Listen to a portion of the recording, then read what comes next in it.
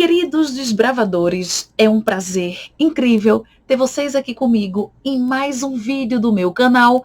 Hoje nós vamos continuar com o estudo da Lei 5.081/66.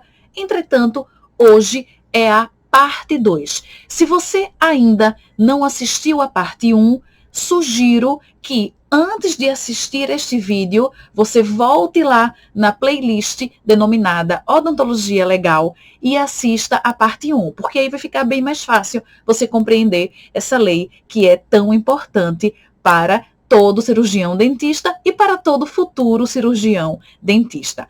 Vale ressaltar que nesta parte 2 nós vamos estudar os artigos 3º, 4º e 5º da referida lei. Aguarda aí que em questão de segundos os slides estão chegando com os respectivos comentários de cada artigo, beleza? Dando continuidade aos nossos estudos, meus queridos desbravadores, aqui está a apresentação da Lei 5.081/66, parte 2. Conforme já foi dito na parte 1 deste mesmo conteúdo, eu sempre apresento o roteiro do conteúdo e o roteiro da aula em questão. Com relação ao roteiro do conteúdo, eu não preciso mais explicar de forma tão detalhada, porque na aula anterior, na parte 1, vocês já entenderam do que se trata. Então, na verdade, nós estamos aqui estudando a Lei 5.081/66, porque, afinal de contas, esta lei rege o exercício da odontologia no território nacional, beleza? Agora, com relação ao roteiro específico desta aula, que estamos neste exato momento, né? Estudando aqui juntinhos, eu vou falar a respeito do 3º, 4º e 5º artigos, ok? Logo, indo pela ordem, o que diz o artigo 3º?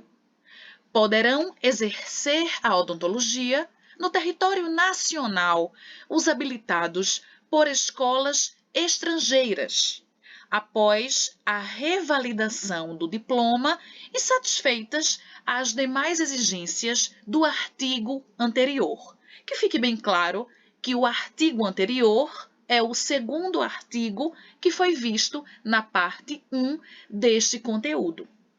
Agora eu quero que carinhosamente você perceba que eu destaquei aqui, em uma cor diferente, a expressão revalidação do diploma. O que eu quero dizer com este destaque diferenciado?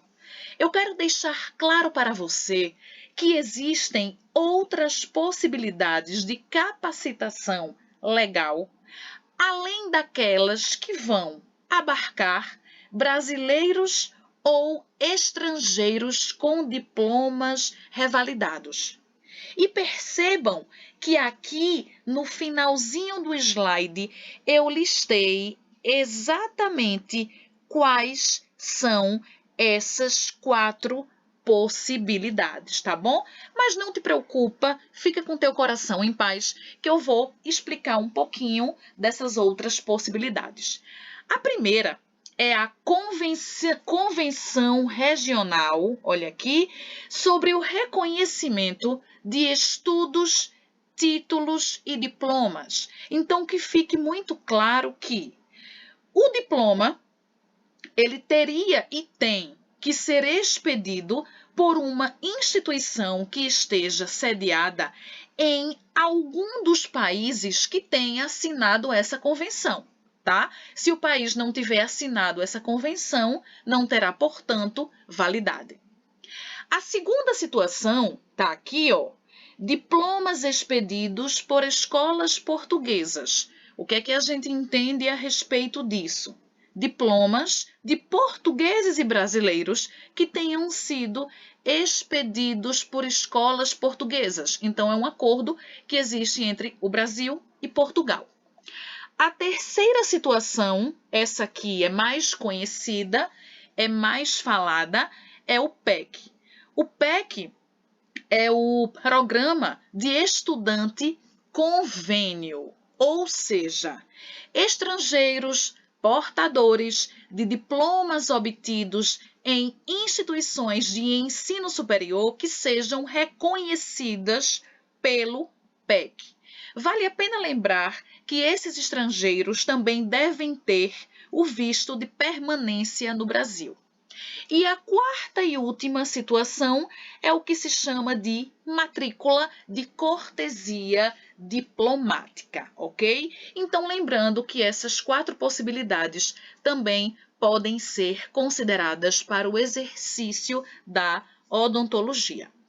Depois do terceiro artigo, chegamos no quarto artigo. O que diz o quarto artigo? É assegurado o direito ao exercício da odontologia com as restrições legais ao diplomado nas condições mencionadas no Decreto-Lei número 7.718, de 9 de julho de 1945, que regularmente se tem habilitado para o exercício profissional somente nos limites territoriais do estado onde funcionou a escola ou faculdade que o diplomou. Vamos lá. Em primeiro lugar, o que é que você necessita entender? Aí, mais uma vez, eu chamo a atenção que eu destaquei aqui, justamente o decreto em uma cor diferenciada. Justamente porque quando eu faço isso, é porque eu quero destacar, eu quero normalmente comentar algumas coisas que vão ajudar no teu processo de entendimento.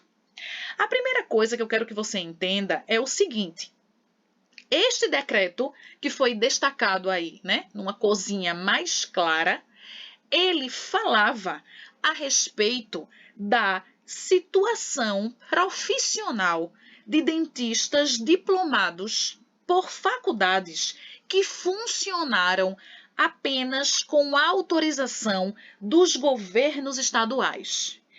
E aí, meus amores, é muito importante que você entenda o seguinte: vê que situação interessante. Ao mesmo tempo que a Lei 5.081/66 assegurou o direito dessas pessoas, ela revogou também o direito de exercer a odontologia. E aí, automaticamente, você me pergunta: Amanda, por que ela revogou? Por que é que foi revogado?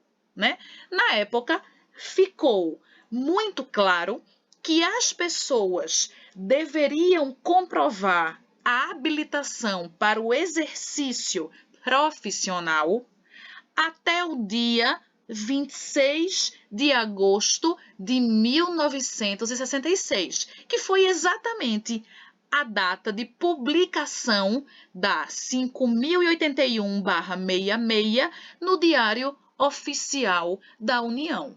Então, fica muito claro, que para os dias atuais, ou seja, passou do dia 26 de agosto de 1966, essa hipótese ela ficou voltada apenas para o passado.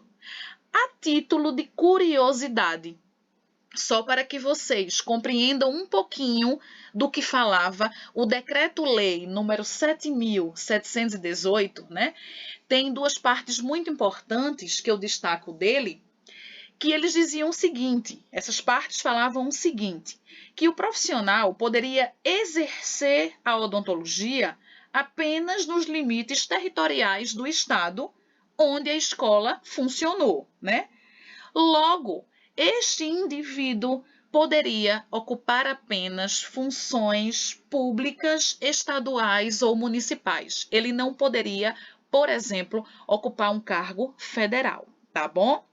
Só para vocês entenderem o que é que dizia mais ou menos este decreto-lei. E por último, meus amores, para fechar a parte 2 do nosso conteúdo, o artigo número 5, ou artigo 5º. É nula qualquer autorização administrativa a quem não for legalmente habilitado para o exercício da odontologia. Aí você diz, mas Amanda, o diploma de ninguém sai de imediato. Como é que funciona? Vê bem. Existe uma resolução do CFO, que é o Conselho Federal de Odontologia, que admite a chamada inscrição provisória para o recém-formado. E essa inscrição provisória, ela tem duração de até 2 anos. O que é importante para que o futuro cirurgião dentista, né, aquela galerinha que está lá no 10º período, assegure o direito de ter a sua inscrição provisória enquanto o seu diploma não sai.